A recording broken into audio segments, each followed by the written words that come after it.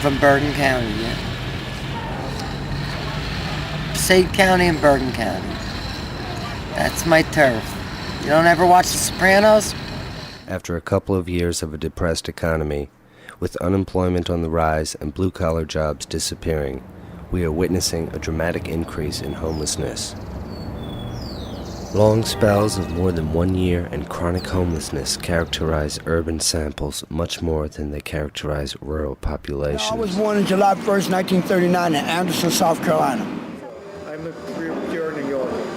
My brother grew up in New York, my parents grew up in New York, their grandparents grew up in New York, some in New York, and I was fucked over by New York. Between the ages of 12 to 17, had a homeless episode of at least one night's duration within the 12 months before being introduced. My real father died when I was like 18 months old, so my mother married again, and when I came to New York, she had remarried, and my stepfather, who was named William Perry, had just went into the military. He was stationed in Germany in World War II. A very high proportion of poor people are likely to have homeless spells. Between 2.3 and 3.5 million people are estimated to experience homelessness at least once a year. Super expensive.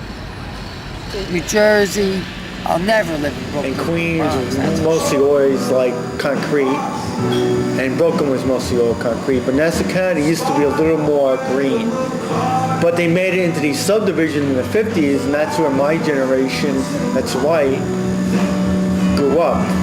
That's anywhere from in their 50s to their 20s. And their parents grew up in those track houses. I'm sure you've seen like Leave It to Beaver and those type of things. Every house has 2.3 kids and picket fence. And a little housewife who just cooks. My stepmother. Your stepmother took everything. Everything. My mother's jewelry, the house, the cars. Because see, I was brought up in religion. And at 7 years old, my uncle was in the Nation of Islam under a man named Elijah Muhammad. He started teaching me that Christianity wasn't a real religion. And he started teaching me Islam. And then after my mother passed away when I was 11, and then my father, he died when I was like 14. But the rest of my family, they was about money. Surveys conducted over the past 2 decades have demonstrated that homeless Americans are exceptionally diverse and include representatives from all segments of society. The New World Order don't want Islam to exist. It doesn't want Buddhism to exist. It doesn't want Christianity to exist. It doesn't want Hindu to exist. The New World Order.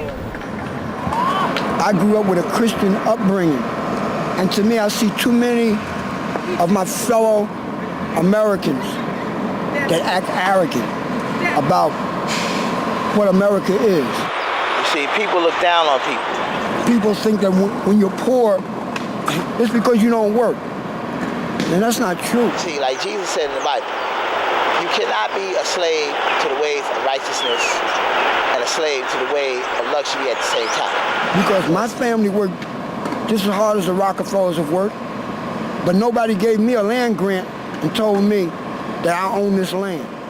Neighborhoods with high levels of family homelessness have high concentrations of lower-class African-American and Hispanic female-headed households with children. People living at or below the federal level of poverty are at the highest risk of experiencing an episode of homelessness, diverse and include representatives from all segments of society, the old and the young, men and women. And they shipped it right over, boy. They took us right overseas. There was no ifs, ands, or buts. You went to boot camp, got out of boot camp, came home for 3 weeks.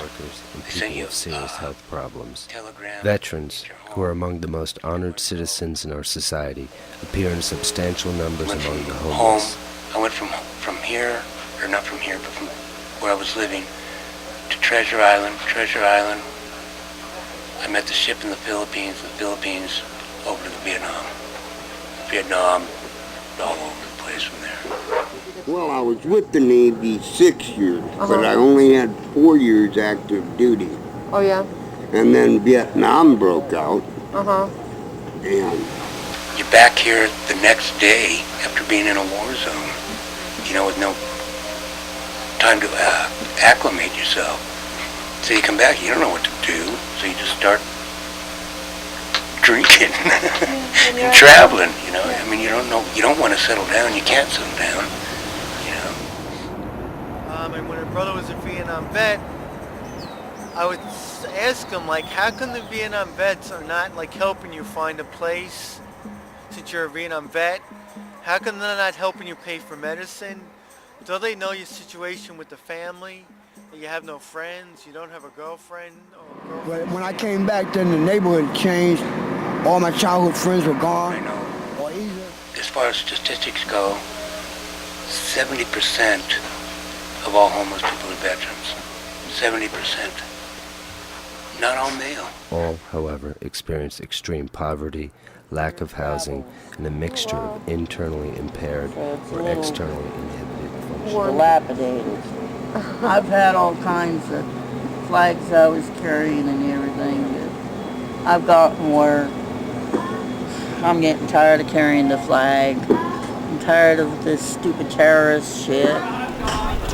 You're saying you're attacking terrorism all across the world, and right here in your country, you're practicing terrorism on the people who you feel can't do nothing about it. That's how America became rich, because America had labor that they didn't have to pay, and because they took the land from the American Indian when cotton was the first crop that made America rich.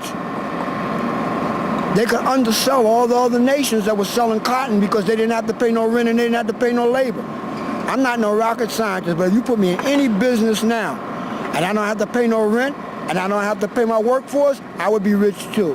See, when in America, everything is like a put down to, like, if you can't make a lot of money at it, it's stupid to even do it. So see, the society is structured where if you don't have money, you don't have no rights. New York then wasn't all about capitalism. I mean, I wasn't our God. And God may look at a rich man, you see, and God may want something to be done. But the rich man, God may know that his heart won't do it, because the rich man may look at it like, I know that God wants me to do this, but if I do what God wants me to do, it will affect the wealth that I have. Material things don't mean anything to me anymore. Dog is living in the condo. The dog is walking on carpet. The dog is sitting on the carpet watching color TV. It's an animal. But here's a human being living in the street. Living good, you know, knowing that I can do what I want, when I want, where I want.